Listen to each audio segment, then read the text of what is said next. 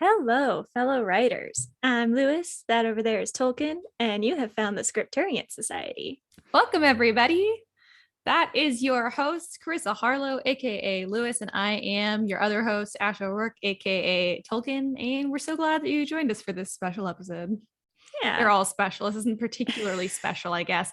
I'm thinking special because I realized that Mardi Gras is coming up soon on Tuesday, I think, when we're recording now, because it's March 1st. And is Mardi And what's Gras after Mardi Gras? Ash Wednesday? Is it? Oh, no. That's funny. I'm sure that's not the first time you've heard that. No, it's not. It's definitely not. I definitely get every year I get some Ash Wednesday jokes. But yeah, I don't actually celebrate Mardi Gras. I would like to. I just haven't ever. And I realized for That Pretentious Book Club, we accidentally picked like the next two books are very like Mississippi River, New Orleans books. Oh, nice. So we accidentally were on theme for that holiday. Nice. Yeah. Well, anyways, how's your week been? Or I guess good. I mean, you just joined us on That Pretentious Book Club for the Sisters Grimm episode. So it's not been that long since we chatted. It's true. It's only been a couple days. Still. What did I even say? I mean, the Olympics are over, which now my whole schedule is different because I don't have to be in front of the TV by noon every day. So there's that. Still eating cream cheese. I have one more little cheesecake left. So I'm excited about that, obviously. I returned my library books today. I did not get any new ones because I didn't want to go inside. It looked like there were too many people in the parking lot. I'll go back one day soon. Oh my God, that's too funny. Yeah, but that's pretty much it. Nothing much since Sunday when we recorded this because it's Tuesday now. I like that you went to the library and you were like, there's too many people in the library for me to go get more books, because A, getting books doesn't really require you to interact with people, and B, people who are at the library are probably your type of people who also don't want to talk to other people.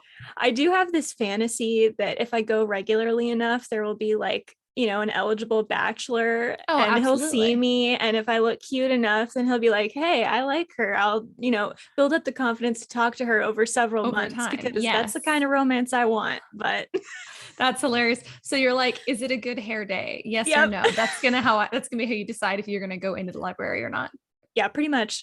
That's so cute. That's my new gauge for whether or not I need new books. I definitely prior to Javi felt that way about a lot of things. Like now that we're going to like the roller rink every week, I'm thinking like if I had done this pre-Javi, I would have been like, this is where I'm going to meet the love of my life. I will create a meet cute moment. Yeah, you feel like if you do the same thing enough and it's in like a social arena, you're like, a meet cute is inevitable, isn't it? Yeah, eventually, right? Eventually, that's how it works. Yeah. But yeah, what did you do this week? Today's Tuesday. Yeah. Not all that much, honestly. I've just been working and cleaning. I finally got a chance to clean again. I actually like cleaning. I think it's very peaceful. It makes me happy. I get to put everything in order. So that's been nice. I actually got to do some cleaning. And then to help with that, magically today, I opened the door and there's a vacuum outside my door. It was a gift from your parents. Yes. Yes. It was like a late wedding present. Thanks for hosting, because they came out here a while ago, and something else I forget. But so sweet of your parents. My mom was really excited about it. She was like, she talked to me like a couple days before she ordered it, and she was like, okay, so I have this idea. And I was like, okay. And she's like, Ash said they don't have a vacuum on the podcast. Do you think I should get her a vacuum? I'm like, sure. You have no idea how had not the slightest clue that they were sending a vacuum. And I am so excited. It's in its box staring at me, right? And I'm just like, I can't wait to use you. Like, I cannot wait to vacuum, because it is the one thing I've not been able to like clean, is because we don't have a vacuum, and our bedrooms have carpet. So they are disgusting because we have cats. So there's cat food and cat litter and hair everywhere. And I am so freaking excited. Like if we were recording right now, I would be like, Javi, move out of the way. It is vacuum time. Vacuum time. I'm so excited. Yay. And we've needed a vacuum, but they're kind of pricey, and it's just so low on my priority list, even though it should be really high on my priority list. And I'm just so excited. This is like That's good. My mom is good at giving gifts. She's good at gauging what people want and need. Yeah. And see, those are my favorite gifts because I'm very practical. Even though I seem like kind of like crazy dreamer, I'm very practical in many ways. So a gift that's both practical and like something that I want is just the sweetest spot for me. And so this was just like, oh my God, this is the best day of my life. Yay. I'm so excited. That's why, so if you see me during recording looking off to my left, it's because it's staring at me tantalizingly. She's making eyes at the vacuum. I'm making eyes. It's making eyes back at me. I see you. I want you to. This is your meet cute. This is my meet cute.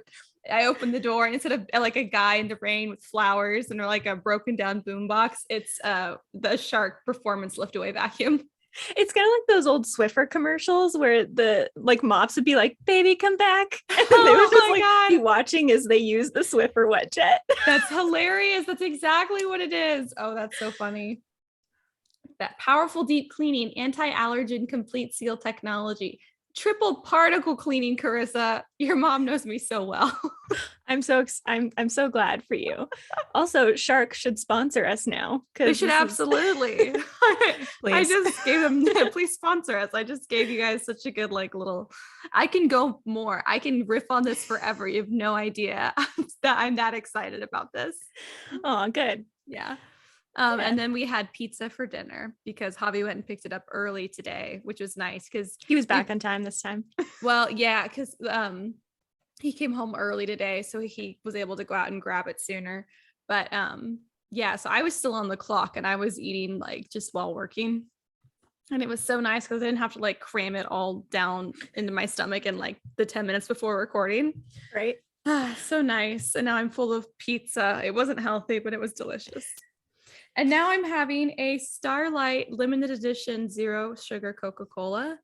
Is that the one that's like they think that space tastes like raspberries? Yes. Yeah, my dad was talking about it. He's so like, good. Did you know that space tastes like raspberries? I was like, no, is that a scientific study they did? To me, it tastes like cotton candy, but I think it might be because I have the 0 sugar one. It might be a little bit different. I don't know. Javi has the one that's not, so I'll have to ask him. To me, this tastes like cotton candy, and you can see its color in the camera. It is, yeah. It's redder. Yeah, it's kind of reddish, pinkish, purple. It looks kind of galaxy colored-ish, but yeah, it's good. I give it my endorsement. It is tasty. Nice. Also, Coke should sponsor us. They're like, no, thank you. We do Super Bowl commercials. We don't need your sponsorship. Yeah, and like this writing podcast where we tell people about Shark vacuums and Coca-Cola. Exactly. It's actually just a vacuums and Coca-Cola podcast. Each episode we'll just do a new review of some Coca-Cola variation or a different vacuum. That'd be fun, honestly. I could do that because you love vacuums and my dad loves Coca-Cola. He has a whole room of it. There we go. We actually have the resources to do that. Yes. Would we have any listeners?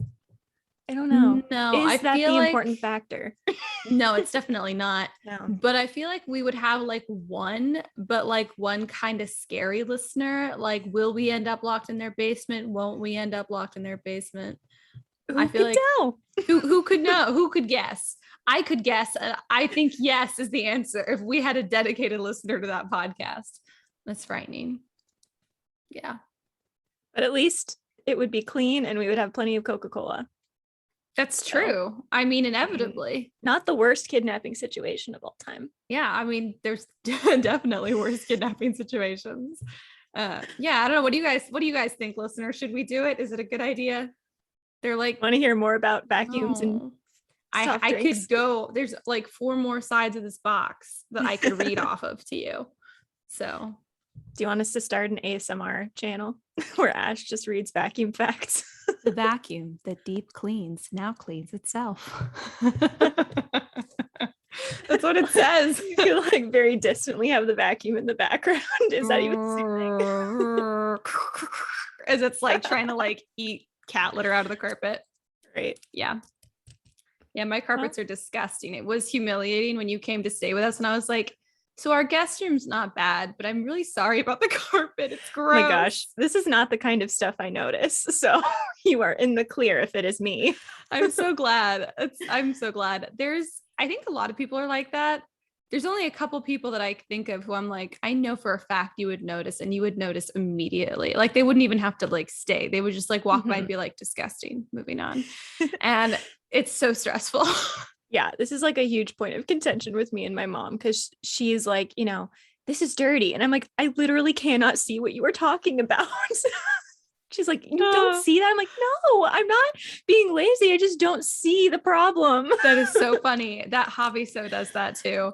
And he also has like a different timeline, which I've noticed a lot of dudes have this thing where like, it's not that they're trying to be unhelpful. It's that first of all, they don't see it. So they just are not noticing. And it does happen. Yeah, it totally happens. Like they're not faking it or being lazy. They just don't see it. And then when you make them aware of it, it is so, I don't even know if it's about priorities. I don't know what it is. It's like they live on a different time continuum. So they're like, yeah, I'll do that for you. And you're like, okay, well, when? And they're like, soon. And you're like, cool, soon would be great. And then it's like 3 days later and you're like, it's still dirty. And they're like, this is past soon. I'm going to clean it. I said I would clean it. And you're like, but you said, yeah, but now it's 3 days later and it's still dirty. So I'm confused.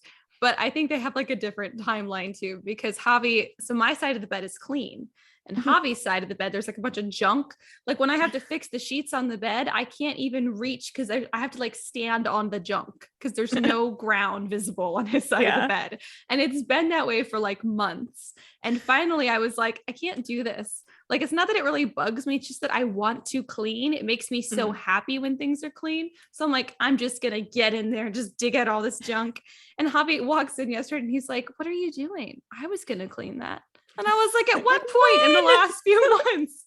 Like, I can't just live every single day for years believing that you're going to clean it.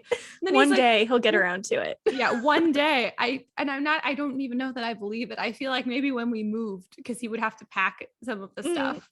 But he was like, I feel really bad you cleaning my stuff. You don't need to do that. And I'm like, I know I don't need to. I want to. And he was like, well, I don't like it. And I'm like, what? And he's like, I don't like you cleaning up my stuff. It makes me feel bad. And I'm thinking, your stuff on this side of the bed, just in this junk pile, makes me feel bad. So that's worse. So just let me do this. Just chill, man. Just let me have this. Yeah, but I think that they're on a different timeline largely. Yeah, makes sense. So if you want things done, if you want things done and you don't really care and you can let go of the need to have it done in a certain timeline, boys are great people to ask to help. If you want it done within a certain time frame, just don't ask them.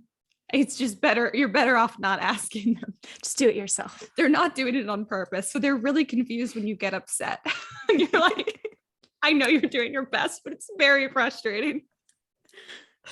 Oh, man. Yeah, anyways. Fun stuff. Book recommendations. What to say? Right? Yeah, book recommendations. I actually have one. Yay! Oh my gosh. So I had never heard of this series, but the first book is called Nocturna by Maya Motain, I think is how you say her name. And it was very good. It's a fantasy, and I don't even know, if I tell you too much, it wouldn't be good. Like, I feel like you have to go into these books not knowing a lot. And I read the first 2. It's a trilogy. The third one isn't out yet, I don't think. And it was very good. So I would highly recommend. Yay. That's cool. I have 2 book recs also. Yay. So we are full of book recs. So The Adventures of Huckleberry Finn by Mark Twain. So good. I love it way more than Tom Sawyer, because also Tom Sawyer is a little brat, by the way. Huck Finn is just doing his best. He's just doing his darndest. And I love it. And it's Mark Twain. So it is so funny. Everything is so tongue-in-cheek. And of course, Huckleberry Finn is also like a great social commentary too, on top of just being very funny. Tom Sawyer is more like little boys and adventures and wit and sarcasm. So it's super fun. But also the main character is a little brat. Whereas Huck is just a little peach. He's just doing his best. I mean, he is all little boy. Him and Tom Sawyer both are just, it's so fun. Boy. They're so boy. It's not very long. I highly recommend it. If you're not in the classics, but you want to say that you've read a classic, Mark Twain is my recommendation always. Yeah. He kind of has that like thing I realized today where he really doesn't include anything that doesn't have to be included. And I love it. So The Importance of Being Earnest? No, that's Oscar Wilde, but okay. I love Oscar Wilde too. They had kind of a very similar wit. Yeah. Those are my two author boys. I love me Oscar Wilde and I love me Mark Twain. Nice. Yeah, they're both very accessible. Mark Twain is especially super accessible, especially in his Tom Sawyers and Huckleberry Finn. So one of my book recs is Huckleberry Finn, and the other one is the first book in the Sentinels of New Orleans series, Royal Street by Suzanne Johnson. I have it right here because I was just reading it. Oh, I lost my bookmark. That's okay. I feel like you've kind of been building up to this for a while. You've been like steadily bringing it up. I have been. I've been bringing it up, and I have finally, it's because it's coming up on That Pretentious Book Club soon. And so I finally have the excuse to reread it and make everybody else read it. And I'm so enjoying it. Like this book, I can't. I know I need to save it for that episode, but the opening page of this book is so good. She's so strong. I accidentally picked up the second book in the series first, thinking that it was the first one because it's been a long time since I read them. Same thing. The opening line, the opening page is all like, so I could start here. No, you really could, because that's why I was like, it made me wonder. I was like, did I read these out of order the first time? Because I thought this was in my brain that this was like the first thing that happened, like the first scene. But I don't know. Anyways, I recommend all the Sentinels of New Orleans books. They're so good. They're very good new adult fantasy. Yeah. Yeah. And they're set in New Orleans. So yeah. Anyways, those are my book recs. What about our word of week?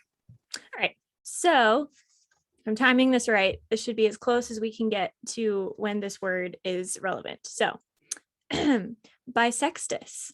Bissextus, which is the extra day added to the Julian calendar every 4th year to compensate for the 6-hour difference in a 365 year versus a solar year.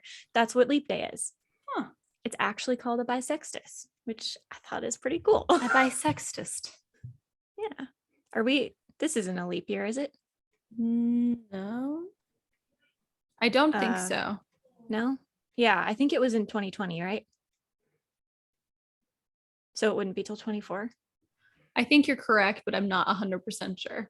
Yeah, we'll go with that. So it's not a leap year. So this year does not have a bissextus.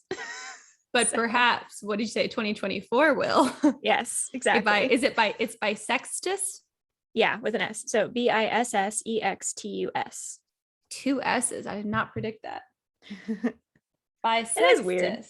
Interesting. I like it. That's a good one. Yeah, it's fun. I've been waiting like the entire time we've been doing this podcast for like the right time to do this word, because I had no idea there was a word for it, and I think that's super cool. That is so funny. Oh, that's funny.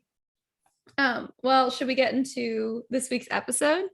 Yes. So today / this week, we are talking about strong female characters and how to write them and how not to write them and what that means and what it doesn't mean.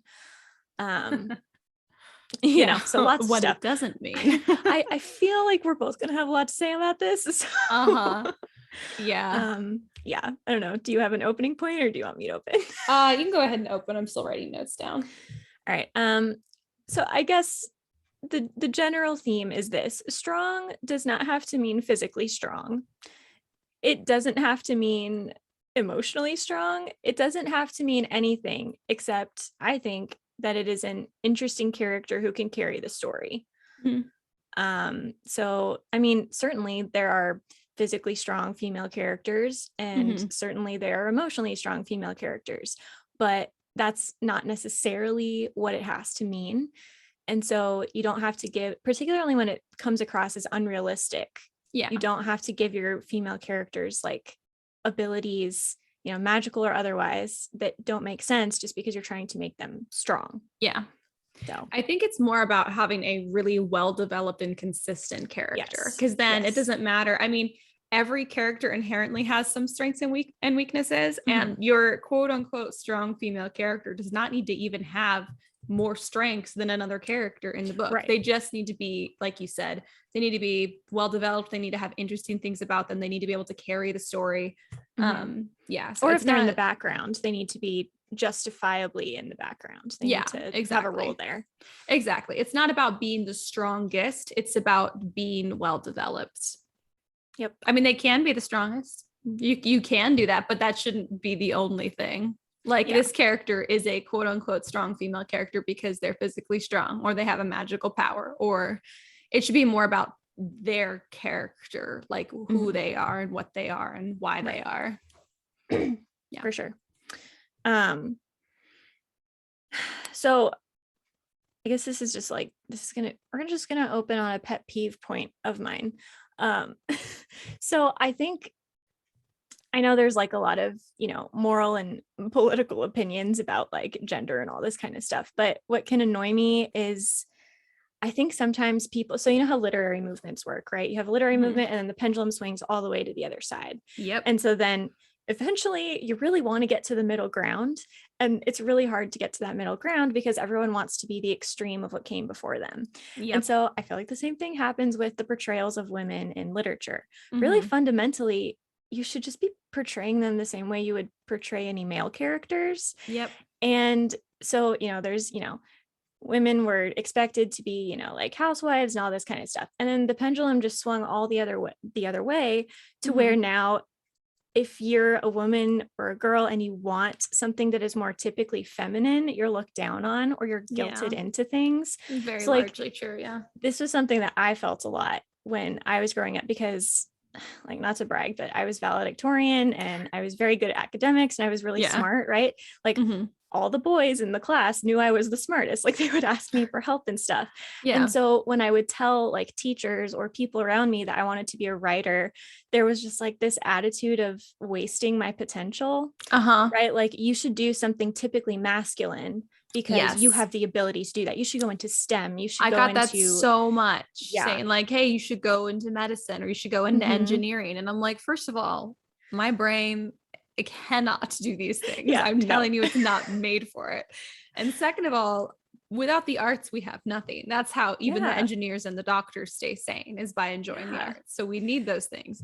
And then also, like, you need people who, like, we need the homemakers. They're what make people feel like they have a home, which is extremely important to growing emotionally healthy people. And that's not like a waste of your intelligence. No, none of it is. It always bothers me because people kind of put this like the weight of womankind on your shoulders, right? Like you need to prove that women can be as good as men. And this is what fundamentally bothers me. No one ever says the reverse of that. No one ever says that men need to be as good as women. No one ever says you should be, more like women and stuff. And so when you say these kinds of things, when you say you need to prove you're as good as men, you need to prove that you can get along in the man's world and stuff, you're just saying that you already think that typically masculine things are better, that they're stronger, and that you're completely dismissing all of the feminine stuff as inferior, which is not the point of equality. And that's not how you write strong female characters. If they are more typically feminine, there's nothing wrong with that. They don't need to be stacking themselves up against the men in the story. They just need to be fully who they are supposed to be in their role in the story. And the same with like human beings, but so that's super true. Always bugs me. So I totally agree. I think there's a big tendency, especially in like action adventure fantasy books, for the female characters to be like really tough, kind of brooding, to really have a lot of the same characteristics that we have like in a lot of our male characters. Yeah. And that's fine, but it doesn't have to be that way. That's not the only strong female character. Genya from The Shadow and Bone. I feel like I talk about Shadow and Bone but I was trying to think of like a very feminine character who's extremely strong. She's a good Genya. Example. Great example of that. She's so feminine. And that's her whole thing. I would even say Drusilla Jaco, like the main character in Sensibles of New Orleans, she does have some of that like toughness, but it's more like her internal, personality than it is like she's tough and masculine. Like she's wearing like high heels and like tight skirt in the opening chapter, and not like a tight like skanky type thing, although who cares. But like they mentioned she's wearing makeup, and it's all just part of like what she's kind of like trying to play this other character in the scene. But like she's just uses her femininity, and it's never in a way where she's like pretending to be feminine. She just is. She's just, sometimes she, really engages her femininity, and sometimes she doesn't, but she's never entirely one thing or entirely the other. Like she's not pretending to be masculine and tough, and she's not pretending to be feminine and soft and pretty. Like she's naturally qualities feminine. of both. She has qualities of both, and everybody does. Men also have qualities of femininity. And if we could all acknowledge that, maybe men would learn to harness their emotions and communicate them better. I'm just saying that is where women tend to excel, because like you said, it's weird that we don't ever have the women need to be as strong as men. There's no one saying men should be as strong as women. But or if it is, it's always degrading. Like men need to stop being masculine. It's like, no, you don't need to stop being masculine. You can just take on more feminine qualities if you need them. We can learn from both sides. And this is just what's typically. So we're talking about in generalities here too, because obviously some women are naturally have some of those what are traditionally considered more masculine traits and vice versa. We're talking in generalities, but there's so much to be gotten from so many of those things that it should not be about. You shouldn't have to be one or the other to be considered tough or to be considered feminine necessarily, because if you identify as a chick and what you do is feminine, then but that's what it is. I mean, it's so stupid. And you don't need to any of that to be a good character either. No. And so it's like, same as with people and school and jobs and everything. You don't need to try to make your female character stack up to what is expected of men. Yeah. Because then you're just losing all of the things that make women great. Yeah, it's true. And include the typically masculine things in your male characters. And, then you don't need to like try to balance it out in the female characters. Exactly. I think like in books where you have characters doing a lot of actiony stuff, like I'm going to say this is largely true. Unless your character is excelling in like flexibility or something that women tend to have more strength in, or a balance or something, it's very unlikely that like a chick is going to win in a fist fight with a dude. Like they can win in a different way. It's just unlikely. And maybe they can. That's definitely not to say that women can't win in a fist fight with men, but I would say most women can't. And I would say equally trained men and equally trained women. Yeah, that's what I'm saying. The man's going to win. Exactly. And equally trained. Now, if it's like a guy who's untrained and a girl who's been training for this, different scenario. Yeah. But I'm definitely saying like with equal background, because men are physically stronger. And and I know some people are going to be mad about that, but it is just a fact. And not in every case, again, like if a woman trains a bunch, then sure. Yes. But it's just like no training or with equal amounts of training, men are physically stronger in almost every scenario. So it's just not realistic or like if they're in a race that the chick would win. Like that's not totally realistic. And I know we want to make our characters these like kind of superhuman people, but then you also can take away some of that feeling, some of that empowerment you could have given to your readers who are normal people. So it's nice to see people with normal limits, at least in a lot of ways, who have the same limitations we do, still doing these really impressive things. Because because I can't beat most dudes in a race doesn't mean that I don't have physical strengths that I can fall back on, or doesn't mean that I'm less valuable in a fight necessarily. It just depends on what you're going to lean into.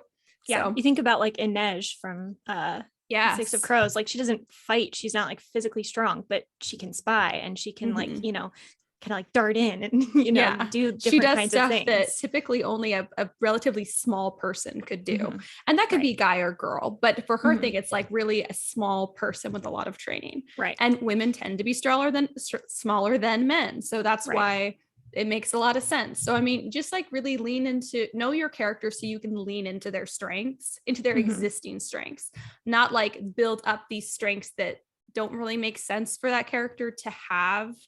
And like these are generalities, but people reading your book are largely generalities too. So it's nice to see characters that are built out of a lot of generalities instead of every character is superhuman. Yeah. It's not as realistic. It's harder to relate to. And kind of like you were saying before, like you just like briefly touched on it, or maybe it just made me think of it. Like it can kind of make you feel like in real life, like you don't really fit anywhere. You don't really bring that much value to a space unless you can prove that you're just as strong as the dudes are. Right. Or you're just as smart, or you have just as much like, STEM brain stuff as you do, artsy brain stuff.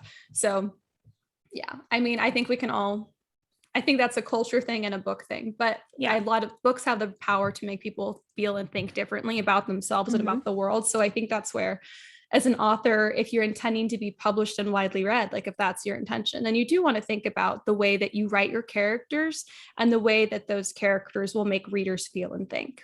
Yeah. And also too, so I think you touched on this with like, women don't like to believe that men are physically stronger than them, even though it's like factually true. Yeah. And this is something too that I guess just kind of annoys me. It almost feels like in like the quest for equality, women feel like they need to match up in every way. But the fact of the matter is that even if you are physically weaker, that doesn't justify people mistreating you. Yeah. And it doesn't justify any kind of abuse or anything like that. And so I feel like if you make it this kind of ultimatum where like, we need to believe and prove that women can be just as strong as men, you're inevitably going to fail. And that's actually going to detract from your point, because if your whole basis is, well, we're just as good at these things, and then you can't match up in those things. You can't be just as good at those things. That's going to, in almost a roundabout way, justify people mistreating you because, well, you're not as physically strong. And you said that was what made people valuable. Yeah. And so if you can't match up, then that's how we're going to treat you. And exactly, that's not the way that it should be, right? Even if you are weaker, you can have a very weak character, someone that is, easily manipulated and or physically weak, all that kind of stuff. And they can still be a strong character with things like kindness, strength of character, like in terms of integrity. So few people have that. That would be enough, right? And to just have a character that, I think you said this, that they are consistent in who they are. They're experiencing some growth. They have, flaws and strengths. They don't need to be matching everyone around them even to be perceived as part of the group or to deserve basic human respect. Right? Yeah, exactly. And so I think sometimes the way that we write characters can influence the way that people see that.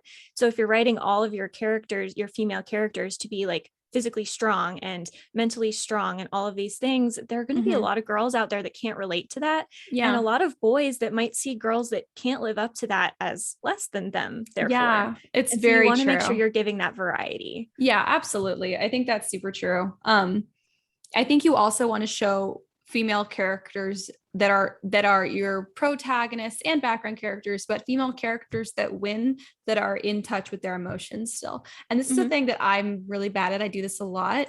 A lot of my female characters tend to be kind of shut down emotionally. And I think it's because I can kind of be that way myself as a person.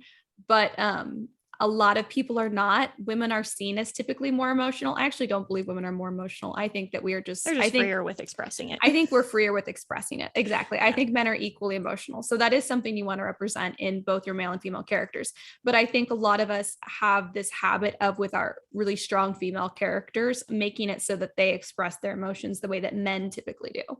Right. And aren't we trying to get to the point where we're saying in the real world that men need to be better at expressing their emotions? So why are we going backwards in our books with our female characters when it is acceptable to an extent in our society for women to be more expressive with their emotions. So that should be able to transfer over to books. And not expressing your emotions does not make you stronger. It is the way that you process and deal with your emotions that makes you stronger. So I think that that's the thing to just really keep in mind when writing female characters. It's not about taking away their emotional expression. It's just about just making it healthier or growing them to the point where they express and process their emotions in a healthy way. And the same with your male characters. I was going to say, if you can contrast different ways of processing things and show positives and negatives of both, because realistically, really, even more fundamentally than gender, people are individuals. Yep. And so they're going to react differently to different kinds of things. And so you need to be in touch with how your specific character is going to react, and their gender may play into that, but it needs to be, you can contrast different kinds of reactions. Absolutely. And there's not one type of reaction that wins is the thing. Right. Definitely everything that we're talking about is so much more individual, honestly, than it is a guys or girls thing. But there is that weird tendency to make your girl seem really emotionally like broody and tough.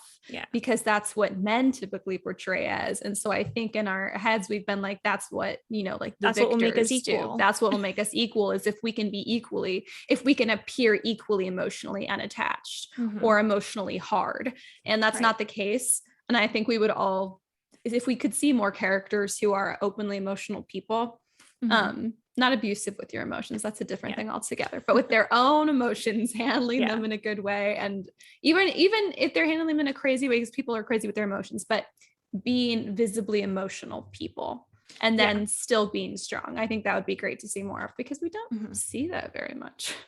Yeah. And especially if you're writing, you know, YA or even NA, so you're writing teenagers, a lot of teenagers don't have good grasps on their emotions. And so strength can also come in the fact that they're experiencing character growth and that they're learning how to do that. They don't need to start out with that understanding. They can get there, and they don't even have to end in a good place. They should just end in a place that is better than where they started. Yes, exactly. So, and I think too, kind of off that point, a good way to make your female character, or if it's a point of view character, to make them feel really consistent is the way that you write them, as in like the tone of their scenes. So like if it's a very emotional character, you should be talking more emotionally in the writing.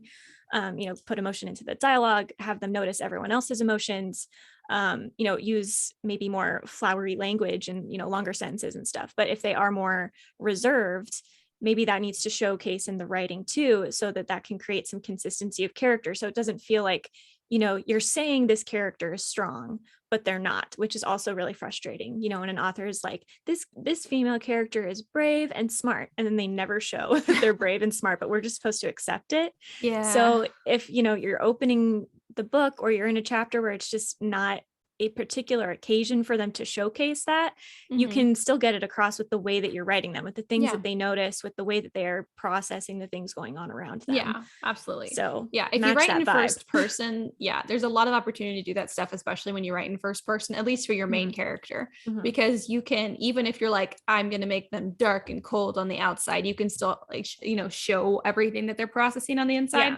But I think for that kind of character, maybe the goal is to grow them to a point where they can express their emotions and still feel strong and protected, because I think that's where I've gone wrong with a lot of my characters. Even when I do express their emotions and show that they're, emotionally strong on the inside, I have them be so tough on the outside and I never changed that. They never grew out of that, because I didn't used to see that as a thing you needed to grow out of. I used to also see that as a strength, and it's not really a strength. I mean, it can be in certain situations, but across the board, it doesn't. Just because you can seem as tough as the dude across from you doesn't, that's just how it seems. That doesn't make it true, first of all. So it doesn't. So anyways, I don't know if I actually made that point very well, but no, I think I understand. Let's see, what else? I took notes on this because I was like, I have a lot of things to say. I think this is another way to make your female characters come across as strong, is no matter how insecure they are or how confident they are, there really needs to be a particular area that they feel really confident and really competent in. So if your character, is, again, YA fantasy, let's say they're thrust into this world they've never been a part of before, maybe they retain their, ability to run physically fast, or they retain their ability to think through things in a certain way. They need to have some kind of area in which they are very confident, and that will make them strong, even if they're not, physically strong. So even if part of the character arc is that they are deeply flawed and, they are weak, give them that area of expertise, even when they're insecure. And I think that makes anyone feel strong, when you just have that one place that you're really confident in. And I think if everyone was honest with themselves, they would say that they have an area, if they thought about it, that they feel more competent in. You probably have like a primary one, and then maybe a couple like sub areas too. And so just like you have that, and people around us have that, a character should have it too. And then even if they're thrust into a world where they don't have any apparent strengths over other people in the world, they do still retain those same strengths that they had before. And you can tie that into the story somehow and make it, useful in some way. Like back to Inej in Six of Crows, she was like a circus performer first, and she would like walk the tightrope. And so that's that's where that skill, that was her thing, was like gymnasts. She was like a gymnast essentially. And so that came to be her primary skill that she used to survive in the barrel. So yeah. And I guess part of that, I don't know, am I jumping around or am I making sense? I also think that you can't be afraid to give your female characters weaknesses, and like active weaknesses, like things that they might not be able to fix, things that they can't overcome with another trait. And I think sometimes authors are afraid to do that because they'll be criticized for making women appear weak, but everyone is weak in at least one or two areas. And it's, if your main character is physically weak and then they're getting kidnapped, they might need someone else to help rescue them, or they might, need to get out of it, or maybe they don't get out of it. Maybe they have to go through that until they're let go. And it's okay to do that. Or find a way to trick their way out of it. But maybe they can't, maybe they can't get out of it through a traditional, maybe they can't quote unquote save themselves. And the way that people are like, women characters should be able to save themselves. And you're like, sometimes it depends on the situation. In real life, if a dude got kidnapped, I would be like, somebody help that person. They've been kidnapped. You wouldn't expect him to get himself out of it just because he's a dude. We wouldn't be like, no, he can save himself. He's a strong man. He is a strong and secure masculine man. He can get out of it. No, you would be like, someone help that guy. Same thing for women. It is fundamentally how to write a strong female character. How would you write a strong character? How would you write a strong male character? There's really no difference except maybe understanding the differences between the genders so that you don't come across as totally oblivious to what the differences are. I think really the strengths that characters can have are a lot more similar. I think where you can change it up is with the insecurities, because of the societal norms and expectations for men versus women. Men and women typically have their own unique set of insecurities and weaknesses and problems they have to deal with because it's kind of been bred into us. So that I think gives you a lot more room to play with those things, to play with the weaknesses and insecurities of these characters, to then highlight the strengths of your characters. So if you're like, I want to make a statement about, society, and you're like, and I do think that women can do most everything that men can. And to an extent, I agree. I think in competition, there's always going to be a pretty big difference in some areas, a lot of, like you said, physical areas. But I think playing with, even if you want to make a woman just as strong as a dude, then give her the insecurities that a woman would still have. Which she would feel. I mean, like if I was a chick who was just naturally as strong as a dude, I would have my own massive set of insecurities for that reason.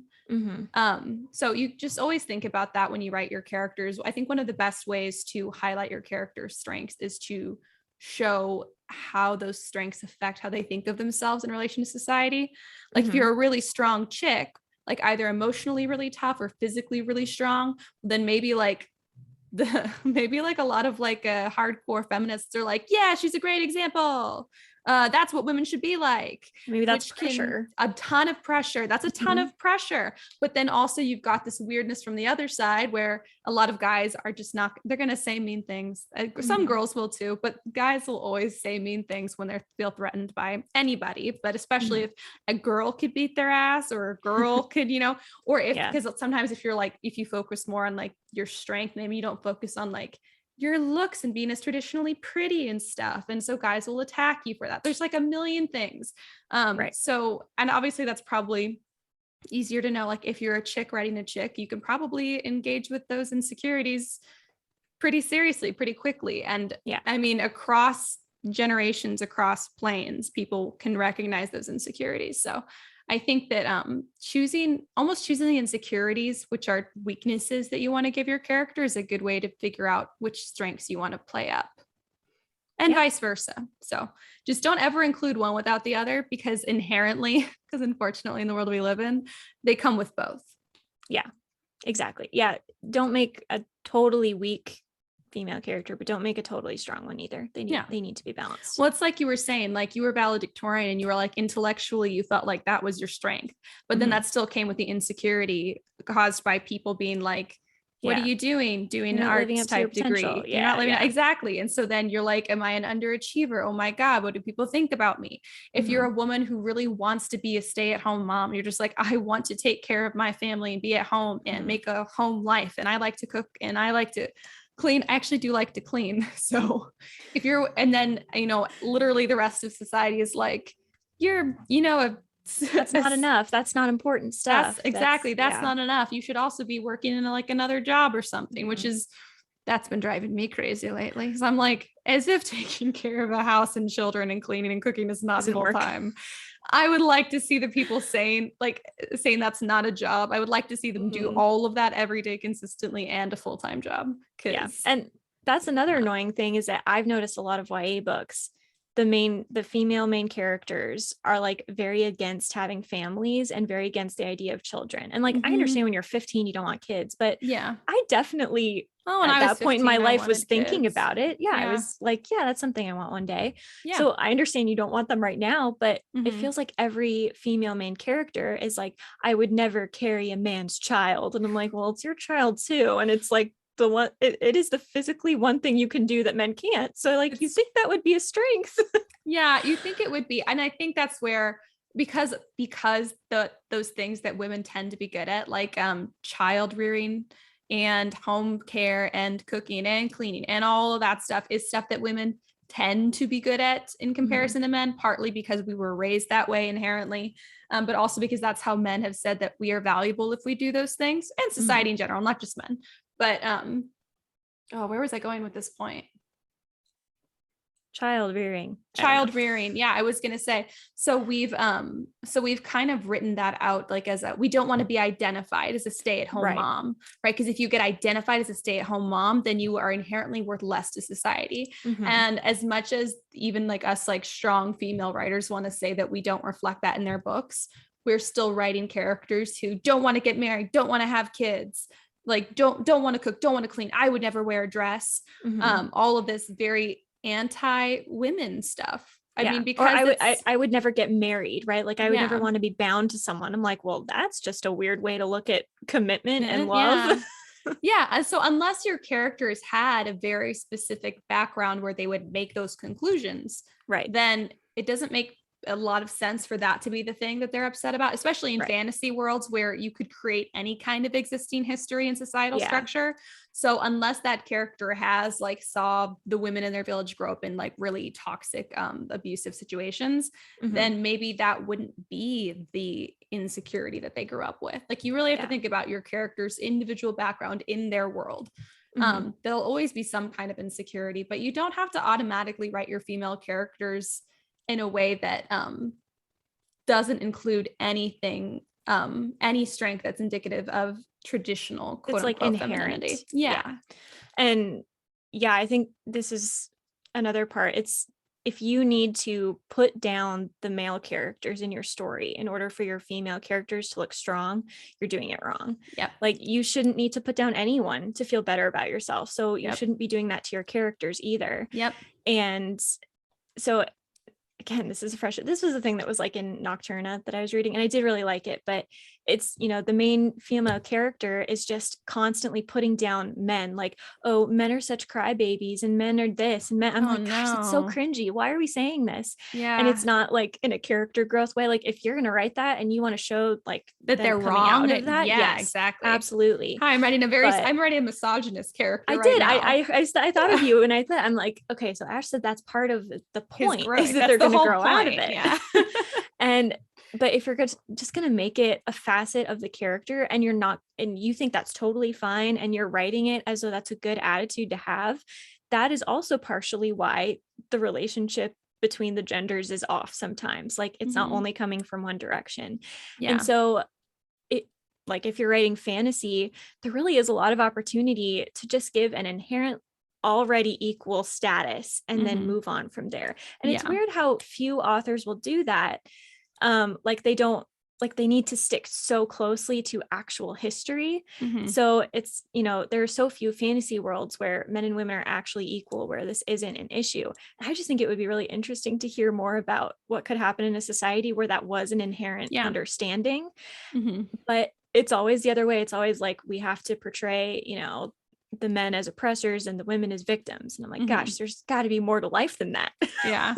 See, and especially in fantasy. Yeah. And the book I'm currently working on is not a good example, mostly because I'm writing it in a very patriarchal city. However, this is just one city in a country, because I think to your point, like if you look even through the history of our world, I think we write books that way because it's a structure, a societal structure we can all relate to some degree. Yeah.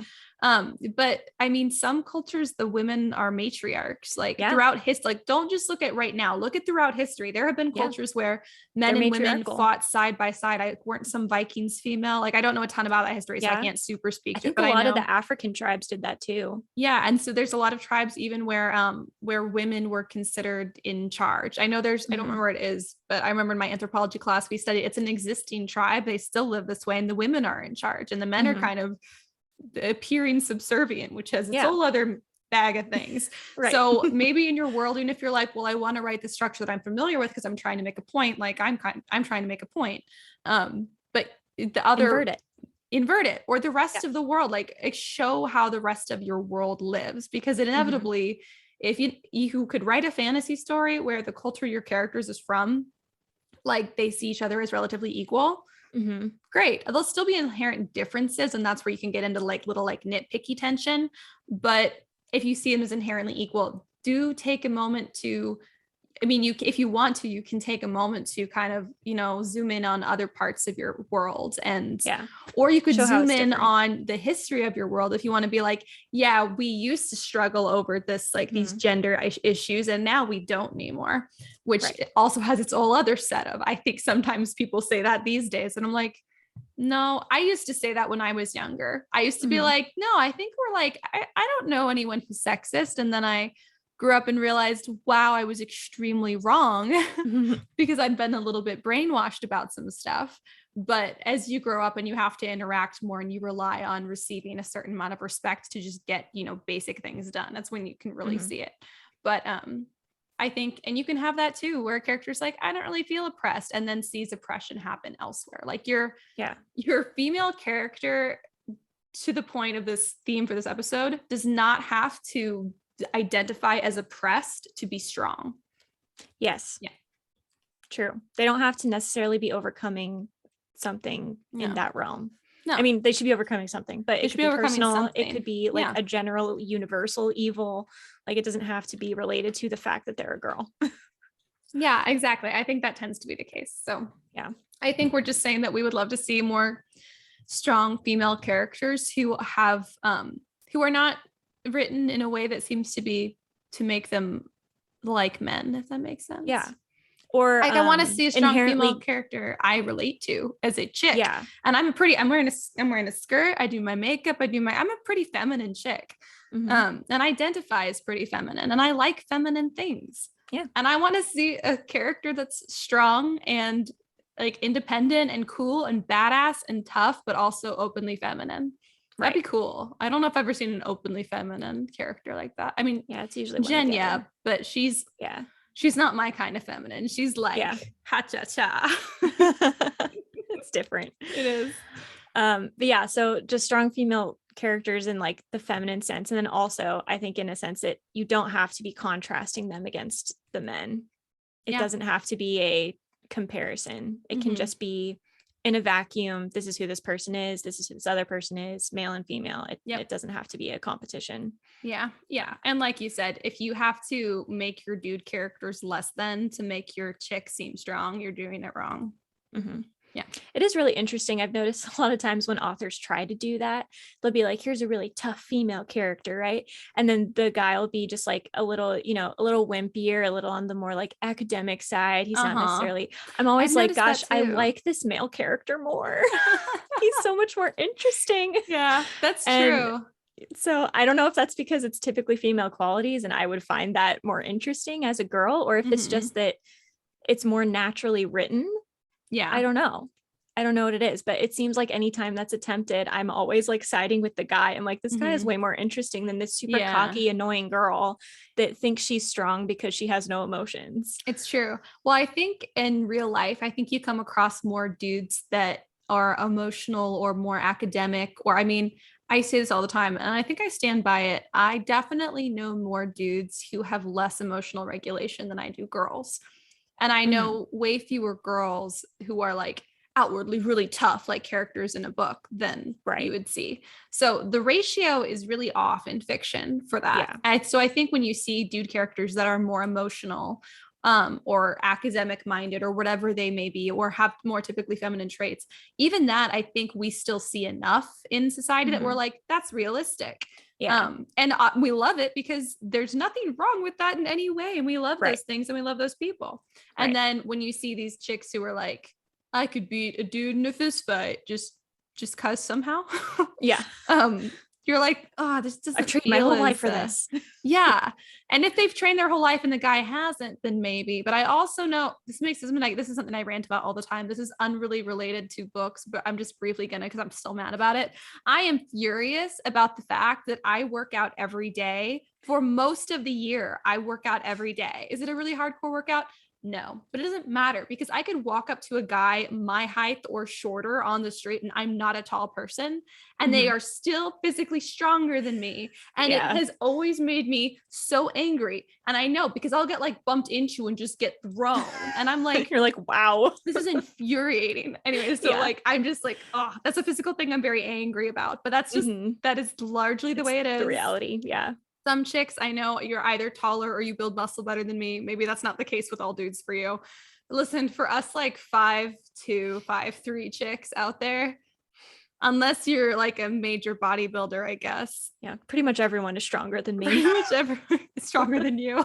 But the thing is that that's not a weakness. That's not a problem. It's not something that needs to be fixed. It's totally okay. It's not. Well, that's the thing too, is I'm like, I'm not gonna, because Javi was like, well, you know, like you could build more muscle if you did X, Y, Z. And I'm like, no.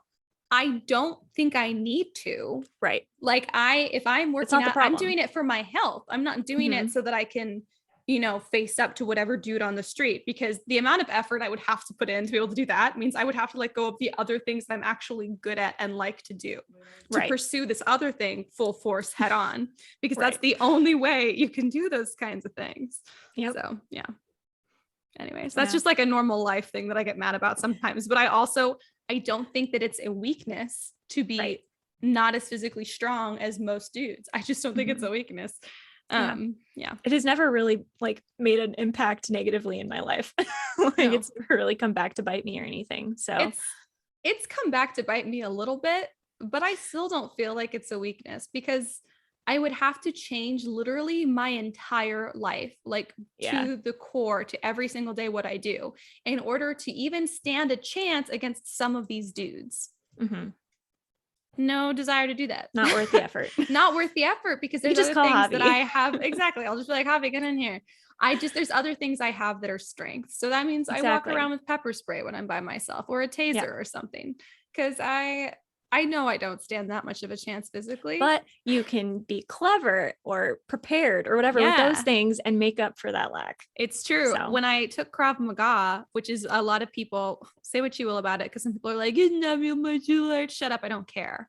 The point is, when you're a chick, it's one of the better ones. If you're like, I don't really want to get into it for the sport and the technique of it, I just want a type of self-defense. It's great, because even if you're the smaller person, you stand more of a chance with it. It's very brutal. It's like kind of like dirty fighting in a sense. Like a lot of it is going like for the groin. jabs and going for the groin stuff. Yeah, it's very like brutal. And basically what our instructor said was, for a lot of us who are just learning this for self-defense, the point is not going to be to defeat your attacker. It is going to be to stand a chance to get help, because most people, even if I was to do this every day, I still couldn't probably take a lot of dudes in a fight.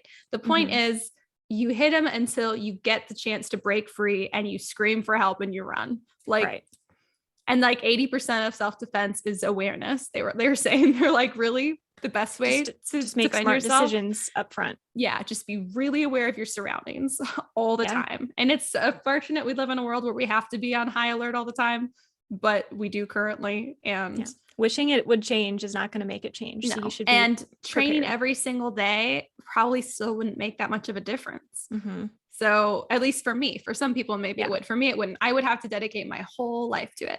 So unless your female character has dedicated their entire life to being stronger than dudes, it seems unlikely that that would be their strength. It feels like they would have a different strength, like archery or something. I like seeing that one. And maybe that's why I've always really identified to girl characters that are archers, is because I'm like, hey, I can do that. I'm not physically very strong. Katniss was great. Yeah, I think so. A lot of us saw her and were like, yeah, we could do that. We could feasibly do this. It's the same way like assassin characters are so cool. They typically do stuff that's like stealthier, poisons, knife throwing, scaling buildings, all of the cool stuff that I'm like, this is where we excel. This is why women typically murder their husbands via poison, because we know we don't stand that much of a chance with like fighting and even weapons. Like our instructor was like, why do you not want to use a knife in a fight? And I was like, I don't know, a knife sounds cool. And they're like, yeah, if you're the weaker party, they can grab it and just they're going to end up with the knife. They'll probably end up with the knife. So if you assume you're going to be the weaker party, don't probably take a knife.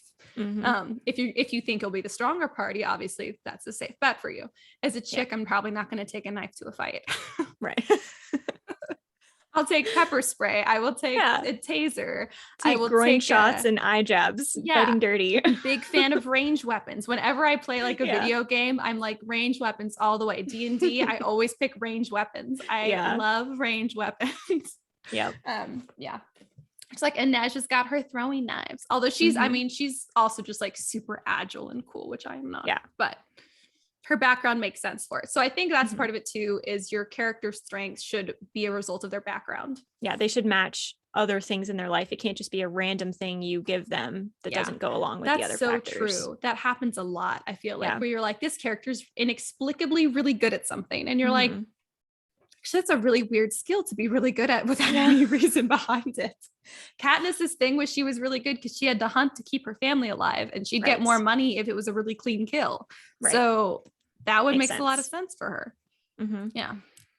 And when you think about, like, I really love sword fighting, like in books, it's like my favorite thing. So a lot of my characters sword fight, but realistically, most people that are good at that start very young. And they're like trained from childhood to be good at it because it takes a lot of skill.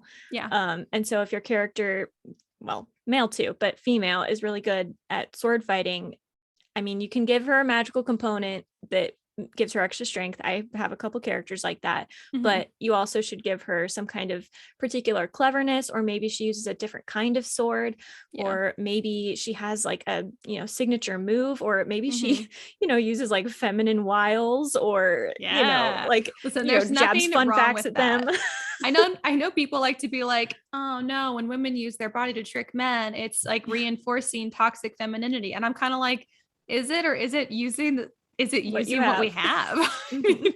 I feel like it's not great to kill people, but if you're gonna do it, or if you're like, you have to, or if you're like, how can I, keep myself safe? I'll seduce this person or make them think I'm interested in them to save myself. I feel like that's valid. I feel like this is not toxic femininity. I feel like this is saving my ass. This is using my assets. Keyword assets. And I mean, not all girls are good at that, because I'm pretty sure if my life hung in the balance, I would not be able to utilize that to save myself. I don't know if I could utilize some girls could. I don't think I could do the like, I'm a seductress and so tempting. I think I could be look weird. I just need help. I'm just so dumb and helpless. Yeah, I could pull off innocent. I can't pull off seductive. I don't even know if I could pull off innocent. Also match. I could pull off helpless and pitiful. I could definitely do that. And I could pull off innocent. I could pull off innocent and naive, because I don't have a lot of common sense. So I'm very smart academically, do not have a lot of social or common sense. So, I could pull it off. I think I have a fair bit of common sense. I'm losing some of my social awareness because I'm alone all the time, and I don't like to be around people. And also I take too much joy in pissing people off, honestly, and in breaking societal norms, to the point where now I'm like, at some point I've become bad at social interactions, and I'm not that socially smart. So there is a chance if I was trying to like yell, I'm innocent and pitiful, somebody help me, I would accidentally say something that would piss them off. Yeah. They'd be like, I'm not helping you. I feel like that would be hard for me, but maybe I'll just be like, oh no, my skirt tore halfway up my thigh. When they always do that in action movies, where you're like, your clothing tore in really strategic places. Yeah. It's almost like it was designed to do that. Yeah, I don't love it when they do it in movies because it's never like an intentional thing. It's like the male director is like, I'm afraid we're not going to get enough views. What can we cleavage is always the answer. However, if it was a decision one of the female characters was making to get the upper hand in a situation where she would naturally have no upper hand, fully on board, go for it, girl, get it. Right. I'm Use what you have.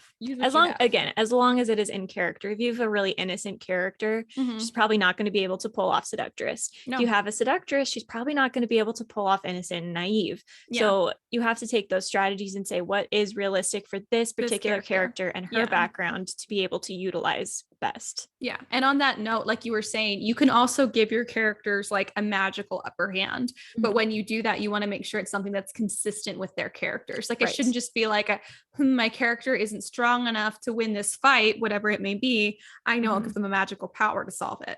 Right. That shouldn't come from that. That should be a result of their background or their character or something else that you're working to, but it shouldn't just be an answer to a problem for a specific, fight. Right. Or if they had that magical ability or whatever from birth, then that needs to have informed who they have become so that it makes sense with their personality. Yeah. Magical powers and stuff, any kind of like upper hand that people in the normal world would not have, you really need to think about and really need to make sure that it's consistent with their character or their background. And you can, either start with character and then go into, whatever their extra upper hand magical thing is, or you could start with this is going to be their magical power and then that informs the character, but they need to be closely connected. You can't just be like, I give them super strength, I give them telekinesis. You need to be really think about why that character has that.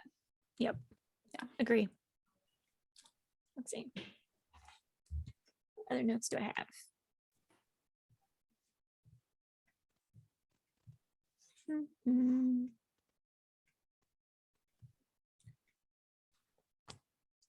I don't want to speak too fast. You're gonna have to cut this. That's okay. I guess I I'll already just marked it. You're good. Okay.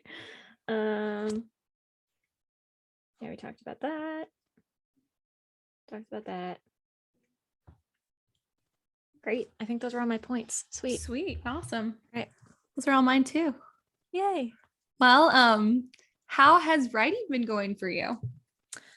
Writing, well, gosh, what was my last update? So I was watching the Olympics, and so I was taking notes and world building. Did I already talk about how hard world building is when it's your second worlds? It's so hard. It's so hard because I've already used up all of my like inherent original ideas on the first world. So now that I'm in a new world trying to come up with stuff, it's very hard. But I'm very excited because I came up with a really cool system, and I also came up with a cool naming and nicknaming system.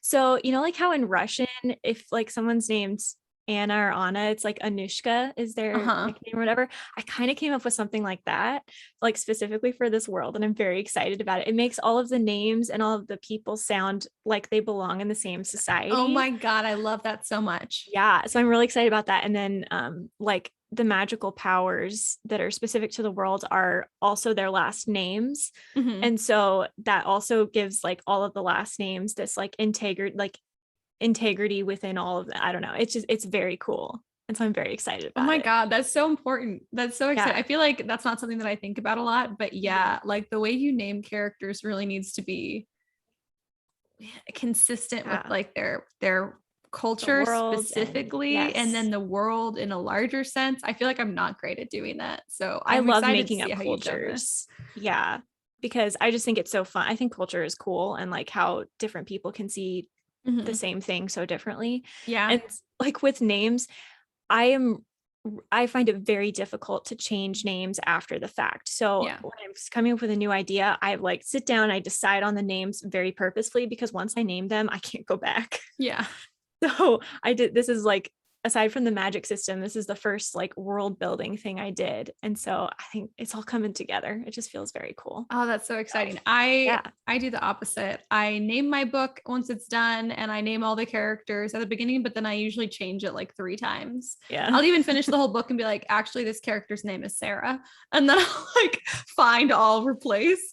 Yeah. Which is so weird. I'm not good at any kind of names. Yeah. I'm not good at titles, but I'm decent at names. Kendall's very good at titles. Yeah. Yeah. Good it's a gift. If you're She good needs at to help titles me. out there, that is your strength. Congratulations. Most of us don't have that, I want to say. Yep. I don't know. Maybe people do. Maybe you and I are the weird ones who can't name their books. I can name Someone my is out short there. stories. My short stories Oh. have beautiful names, which you don't name a novel the way you name a short story. That's true. Especially if you're like, it's like a, contemporary audience. Mm-hmm. Yeah. Yeah. I mean, someone out there is titling books. Whose job is that at a publishing house? I don't know. Is it the editor? Is it a group effort? I always kind of assumed it was a group effort. Like they came up with 80 names and then the least terrible one became the title. That's a good idea. I bet that is how they do it. Yeah. I bet so. That's funny. I don't really have a writing update. I opened my computer and then I was like, why do I do anything or make any effort at all about life? I should give up on all my dreams. And then that was the progress that I made this week. Was today being like, maybe I don't want to give up on my dreams. I haven't decided yet. So it's not quite forward progress, but it's something. I'm not slipping backwards into it. And I do this like multiple times a year. So I'm sure in another week or two, I'm going to be like, oh my God, I'm the best writer in the world. This is definitely what I meant to do. I love it. Right now I'm like, what's the point? There's no point. So I don't want to read. Definitely ebbs and flows. It does. I'm very tired. My eyes are just tired all the time. My brain is really tired. I'm getting to that point where I want another break from work, and I haven't had like a good break from work without a bunch of other stuff to do. So I really, really want one, but I don't have any time off. So I got to figure out how to get that. But I'm not giving up, but that's basically my update is I'm not giving up, but I haven't made any forward motion recently, but I expect that I will. Yeah. I mean, that is really fundamentally part of the writer experience, is to hate yourself and then love yourself at various times of the week. Yeah. And then you're like, I give up. I have no purpose in life. And then you're like, of course my purpose is to tell stories. And then you're like, I'm purposeless. And then, and then you're like, I have a great idea for a book. I have to tell it. So gotta love it. So fun. Oh yeah. And see, look at me I'm expressing my emotions. I'm trying to grow, and it doesn't make me weaker. Does it make you guys scared? Maybe. Not my problem. See, there's that weird like social incompetency I'm talking about. Yeah. Are you scared? Good. Good. I want you to be afraid. Be very afraid. So that's my writing update. It's not much of a writing update, but it's like a writer update. It's a writer update. It's where I'm at as a writer. And if you guys feel that way, I see you too. Don't worry. And I would just say, here's my one piece of advice about this, because this is what I have to remind myself of. Don't do anything drastic when you feel that way. Like, don't be like, I'm ripping up my book. I'm deleting my file. I'm getting rid of my typewriter. Just wait until you have another good day, and then, take stock of your decisions. But don't do anything drastic when you're feeling really bad. Yeah. Across the board in life, but as a writer specifically. Yeah. That's what I have to keep reminding myself of. Yeah. It also might be a bad idea to edit at that stage too, right? Yeah. Sure. Because, first draft, you can do whatever you want, but I wouldn't like delete mass amounts of text when you're in that mood either. You're not a good judge at that point. Do not get rid of anything in your life, I would say. For writing and otherwise, when you're feeling really down, wait until you're feeling better, and then you can assess. Right. But every time that I've gotten rid of anything when I've been down, I've regretted it. So I do think sometimes like if you're feeling down, make a list of all the things you want to do, like kind of throw a temper tantrum about it. Just be like, I'm going to delete this. I'm going to cut my hair. I'm going to, eat this much ice cream, like whatever, and have the list. And then the next day you're going to read it and be like, wow, none of that sounds like a good idea. Or you might be like, actually, this has enlightened me. One of these things I should do anyways, and I won't have to worry about it next time I'm upset. But largely 99% of the list is going to be, wow, I'm glad I didn't do that. That's so true. I've been having kind of this weird back and forth over the past couple of days where my Snapchat is popping up like pictures from last year, like this time last year, like your memories. And I'm just looking at them and I'm like, gosh, my hair used to look so good.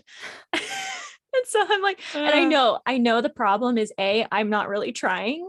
I know I can be pretty if I want to be. I'm just not trying. And also too, I need a haircut. But I don't really want to go out and I do went that. through this exact hair phase realization like a week and a half, 2 weeks ago, because I hadn't used conditioner for months and I needed to do my roots really badly. And I was just like, why is my hair so ugly and coarse? I hate it. And then I was also like, but I don't want to make any effort. And then like a week and a half ago, I was like, fine, I'm going to buy some conditioner, I guess. And I was immediately like, oh my God, my hair is so soft. This is amazing. And then I like trimmed it up myself. And then yesterday I hennaed it again. So I'm all one color now. And now I'm like, wow, I feel so good when I look in the mirror at my hair now and I touch it and it's soft. And I was so mad before, as if like the universe was conspiring against me to have bad hair. And I was like, somehow over the last year, I've gotten really ugly. And then I have to remind myself, no, you're just putting zero effort in and it's okay. And it's okay to not put any effort in. Sometimes your effort is going elsewhere that's more important. I do also have a general opinion that most people look better with no effort than they think they do. I mean, as long as you're not like, totally letting yourself go. Like if you're being hygienic and healthy, you probably look a lot better than you think. It's just sometimes comparing yourself to you a year ago. You're just inherently think you looked better, even though you probably look the same. I always feel that way when I look at a picture of myself where I was wearing makeup and like making an effort. And I'm like, oh God, I'm so ugly. And then I'm like, no, I'm not. Maybe I'm not. And Javi's always like, you're beautiful. He always says it on days when I'm like, I look like a troll. Why would you say that today of all days? But I think he actually means it. Like I don't I think 80 to 90% of the time he means it when he says it. So I'm like, he's probably not lying. He's not like, it's in a situation where he's not going to get anything out of lying to me about this. So yeah, I think you're correct. I think most people look much better without effort than they think they do. Yep. So I just remind myself of that. I mean, it's not totally right or related, but it's kind of the same vibe where like, you're going to feel down about things every once in a while, but don't do anything drastic. Don't panic. Just make a list or ignore it until the feeling passes. Just trust that things are better off than they seem and just wait until you feel better and you can see that again. Yep. Anyways, anything else you want to share with the peeps? Nope. That's all the, super in-depth life advice I had. Same, honestly. This episode. Same. How offended is everyone from our views on gender? I don't know, but I don't take it back. Sane. I know. I'm like, I feel very confident in everything I said. Sometimes when we get into like discussions that are like very like socio-political, I, especially on the other podcast, I go, should I cut any of this afterwards? And sometimes I do if I feel like I didn't phrase what I wanted to say very well. I don't feel like I said anything I regret. Come at me. I'm fine. That's how I feel. I think it's true. I stand by it. So men and women are equal, but also different. And this is a fundamental strength and good thing. Embrace it. Exactly. It is a good thing. Yes. Fully agree. That's my conclusion. So, I mean, take that as you will. Men rock, women rock. We all rock. But also we all suck. We all suck. That is very true. Somehow it's both. It's all the things. It's true. Humanity. Well, if you guys want to engage with more of our humanity this week, you can follow us on Instagram and on TikTok.